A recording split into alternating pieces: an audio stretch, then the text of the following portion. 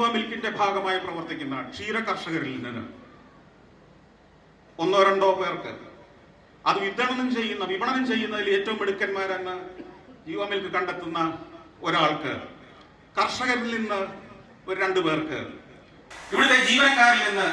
ഒരാൾക്ക്, കൂടാതെ പറ്റുമെങ്കിൽ ഇതിന്റെ നേതൃത്വത്തിൽ ഒരാൾക്ക് മലേഷ്യയിലേക്കോ തായ്ലൻഡിലേക്കോ അവിടുത്തെ കാർഷിക ജീവിതം കാണാനും പഠിക്കാനും പോകാനായി 5 പേർക്ക് യാത്ര ചെയ്യാൻ ഉള്ള എല്ലാ സൗജന്യമായ സൗകര്യവും ഒരുക്കാൻ ഞാൻ തയ്യാറാണെന്നും ഈ വേദിയിൽ വെച്ച് ഞാൻ നിങ്ങളെ അറിയിക്കുകയാണ്. ഈ ഒരു പ്രദേശത്തെ മാത്രമല്ല, 4-5 ജില്ലകളിലെ ക്ഷീര കർഷകരെ, ഇനി വരാനിരിക്കുന്ന നാളുകളിൽ ക്ഷീര കർഷകരെ മാത്രമല്ല മറ്റു കാർഷിക മേഖലയിലുള്ള ആളുകളെയും സ്വപ്നങ്ങൾ കാണാൻ, ജീവിതത്തിൽ പ്രതീക്ഷകൾ നൽകാൻ, മക്കളെ വിദേശത്തേക്ക് അയച്ചെങ്കിൽ മാത്രമേ ഇനി മുമ്പോട്ട് ജീവിക്കാൻ കഴിയൂ എന്ന് വിശ്വസിക്കുന്ന ഈ മധ്യ കേരളത്തിലെ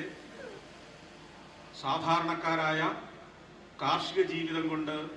തൻ്റെ ജീവിതം മുന്നോട്ട് പോകുമെന്ന് പ്രതീക്ഷിച്ച ആളുകൾക്ക് ഒരു പ്രതീക്ഷയുടെ വെളിച്ചമായി ഈ ജീവ മിൽക്ക് എന്ന പ്രസ്ഥാനം മാറും എന്ന് ഞാൻ ഇവിടെ നിൽക്കുമ്പോൾ വിശ്വസിക്കുകയാണ്.